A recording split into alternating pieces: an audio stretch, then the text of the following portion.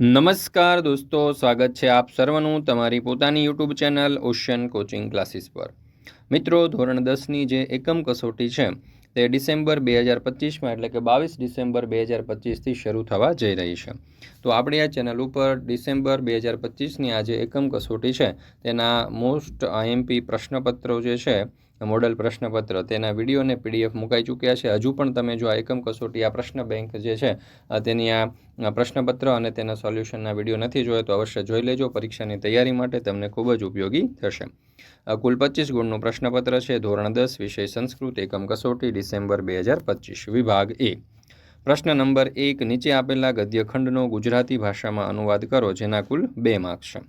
તો અહીંયા તમે જોઈ શકો છો કે સરસ મજાનો આપણને ગદ્યખંડ આપેલો છે, તેનું ગુજરાતી કંઈક આ પ્રમાણે થશે।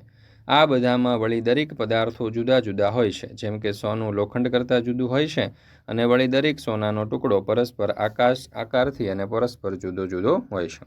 ત્યાર પછી છે પ્રશ્ન નંબર 1b, અદ્યોતતાનામ પ્રશ્નનામ ઉત્તરાણી ગુર્જર ભાષાયામ લિખિત। એમાં પહેલો સવાલ, સજીવોમાં સ્વાભાવિક સાદૃશ્ય કયા કારણથી હોય છે? તો ખરેખર તો સજીવ પદાર્થો પરસ્પર જુદા જુદા લાગે છે, પરંતુ આ જુદા જુદા પદાર્થોમાં પણ કોઈ સ્વાભાવિક સાદૃશ્ય હોય છે। મિત્રો, ધોરણ 9 અને 10ની જે એકમ કસોટી છે ડિસેમ્બર 2025ની 22 ડિસેમ્બરથી શરૂ થવા જઈ રહી છે, તેના એકમ કસોટીના મોડલ પેપર અને ગયા વર્ષના ઓરિજિનલ એકમ કસોટીના સોલ્યુશનની પીડીએફ તમારે જોઈતી હોય તો માત્ર 50 રૂપિયામાં મળી જવાની છે। ગયા વર્ષની ઓરિજિનલ એકમ કસોટી છે તે પરીક્ષાની તૈયારી કરવા માટે તમને ખૂબ જ ઉપયોગી થશે। સાથે સાથે આ એકમ કસોટીનું જે મોડલ પેપર છે એ પણ તમને ખૂબ જ ઉપયોગી થશે। એપ્લિકેશનનું નામ છે ocean coaching classes, mobile number છે 7046222254।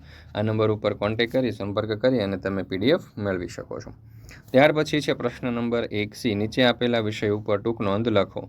એમાં પહેલું છે જટાયુ। એક પક્ષીરાજ અરુણનો નાનો પુત્ર દશરથનો મિત્ર રાવણ સીતાનું અપહરણ કરી જતો હતો, ત્યારે તેણે રાવણનો સામનો કર્યો હતો।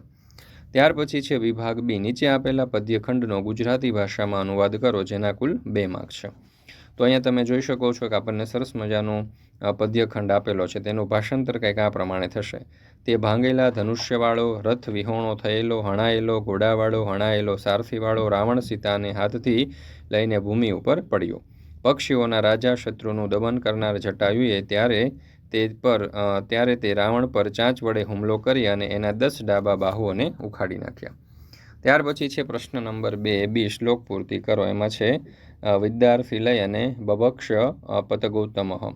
તો વિદદાર નખેરસ્ય તુંડમ પૃષ્ઠે સમર્પયમ કેશાદ પશ્ચપાટયામાસ નખ પક્ષુ મુખાયદ। એવી રીતે આખો શ્લોક જે છે તે આપણે અહીંયા દર્શાવેલો છે, તમે જોઈ શકો છો। ત્યાર પછી છે પ્રશ્ન નંબર 2c, નીચે આપેલા પ્રશ્નોના ઉત્તર ગુજરાતી ભાષામાં લખો, જેના પણ 2 માર્ક્સ છે। તો સવાલ છે કે ગુરુ કેવા હોવા જોઈએ? તો ગુરુ અધિક તત્વ અર્થાત જેણે સંપૂર્ણ તત્વજ્ઞાન પ્રાપ્ત કર્યું છે એવા અને જે સતત શિષ્યના હિત માટે તત્પર હોય એવા હોવા જોઈએ। ત્યાર પછી છે વિભાગ સી, એમાં છે પ્રશ્ન નંબર 3a, નીચે આપેલા ગદ્યખંડનો ગુજરાતી ભાષામાં અનુવાદ કરો। તો અહીંયા તમે જોઈ શકો છો કે સરસ મજાનો આપણને ગદ્યખંડ આપેલો છે।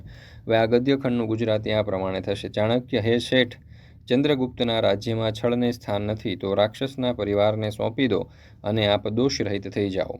ચંદનદાસ કહે, શ્રીમાન, ખરેખર હું વિનંતી કરું છું કે તે સમયે મારે ઘેર અમાત્ય રાક્ષસનો પરિવાર હતો। ચાણક્ય કહે, હવે અત્યારે ક્યાં ગયા? તો ચંદનદાસ કહે, ક્યાં ગયા એ હું જાણતો નથી। ત્યાર પછી છે પ્રશ્ન નંબર 3b, નીચે આપેલા વાક્યો કોણ બોલે છે તે લખો, જેના કુલ 2 માર્ક્સ છે। મહર્ષિ પાણિનિઃ, તો અહીંયા જવાબ આવશે અષ્ટાધ્યાયી। આચાર્ય કાત્યાયનઃ, તો અહીંયા જવાબ આવશે વાર્તિકમ। ત્યાર પછી છે પ્રશ્ન નંબર 3c, કૌંસમાં આપેલા પદોનો ઉપયોગ કરી અને સંસ્કૃત વાક્ય બનાવો। પક્ષીરાજ જટાયુએ શુભ વાણી ઉચ્ચારી, તો પક્ષીરાજઃ જટાયુઃ શુભામ ગિરામ અવદત। બીજું, જેનાથી પુણ્ય થાય તેવું કાર્ય કરવું જોઈએ, તો એન પુણ્યેન ભવેત તત કર્મ સમાચરિત્રણમ। મિત્રો, આપણે ધોરણ 10ના વિદ્યાર્થીઓ માટે આઈએમપી બેચ લોન્ચ કરેલી છે, અને આઈએમપી બેચની અંદર તમે ધોરણ 10ના જે વિષયો છે તેના દરેક ચેપ્ટરના મોસ્ટ આઈએમપી પ્રશ્નો છે તેનો અહીંયાથી અભ્યાસ કરી શકશો। જેમ કે બોર્ડની બ્લુપ્રિન્ટ મુજબ તૈયાર કરેલા પ્રશ્નો, live lecture plus recorded lecture, આકર્ષક પ્રેઝન્ટેશન સાથેની સમજાવટ, PDF, doubt class plus backup plan, WhatsApp support, previous year paper solution. તો આ દરેક પ્રકારના જે વિશેષતાઓ છે એ આપણી આઈએમપી બેચની છે. માત્ર 399 રૂપિયા તેની પ્રાઇસ છે મિત્રો. અત્યારે જોડાઈ જજો. વધારે માહિતી માટેનો નંબર પણ તમને આપેલો છે. ત્યાર પછી છે વિભાગ ડી, પ્રશ્ન નંબર 4. અદાય શબ્દસ્ય વિરુદ્ધાર્થકમ શબ્દમ અદોદતેભ્ય વિકલ્પેભ્ય ચિત્વા લિખત. અદાય તો અનાદાય. ત્યાર પછી છે સંધિમ કુરુત. યહ પ્લસ અસ્યાહ તો યો અસ્યાહ. વૃક્ષ પ્લસ ઇવ તો વૃક્ષ ઇવ. ત્યાર પછી છે અદોદત્ય સામાસિક પદયો સમાસ પ્રકારો દત્તેભ્ય વિકલ્પેભ્ય ચિત્વા લેખક. તો અહીંયા જવાબ આવશે કર્મધારય. ત્યાર પછી છે વિભાગ ઈ, નીચે આપેલા શ્લોકનો ગુજરાતી ભાષામાં અનુવાદ કરી અને અર્થ વિસ્તાર કરો.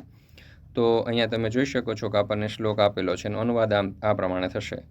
જેમ જ્ઞાનરૂપી સરસ્વતી કૈલાસ પર્વત ઉપર લઈ જાય છે તેમ કૈલાસ પર ગંગાને સરસ્વતી પણ લઈ જતી નથી. અર્થ વિસ્તાર. આ શ્લોકમાં શાબ્દિક ચમત્કૃતિ છે. શ્લોકના બીજા અને ચોથા ચરણના અક્ષરો સમાન છે, પણ તે અક્ષરોને બે રીતે જોડવાથી બે જુદા જુદા અર્થ સમજાય છે. જેમ કે કૈલાસઃ નંગમ જ્ઞાન સરસ્વતી, નગમ એટલે કે પર્વત, ન ગચ્છતિ ઇતિ નંગઃ જ્ઞાન સરસ્વતી એટલે કે સંગીત પ્રિય સરસ્વતી, કૈલાસ ન ગંગા ન સરસ્વતી એટલે કે ગંગા અને સરસ્વતી નામની પ્રસિદ્ધ નદીઓ કૈલાસ પર્વત ઉપર લઈ જતી નથી. ફક્ત સંગીત વિદ્યામાં પારંગત એવી સરસ્વતી દેવી જ કૈલાસ પહોંચાડે છે. તો મિત્રો અહીંયા આપણે આ ધોરણ 10ની જે સંસ્કૃત વિષય જે છે એ સંસ્કૃત વિષયની એકમ કસોટી અહીંયા પૂર્ણ કરીએ છીએ. ફરી મળીશું મિત્રો આપણે ધોરણ 10ની નવા વિષયની એકમ કસોટીના સચોટ અને સંપૂર્ણ સોલ્યુશન સાથે. મિત્રો આ વિડીયો તમને પસંદ આવ્યો હોય તો લાઇક કરવાનું, તમારા મિત્રો સાથે શેર કરવાનું અને સરસ મજાની કોમેન્ટ આપવાનું ભૂલશો નહીં.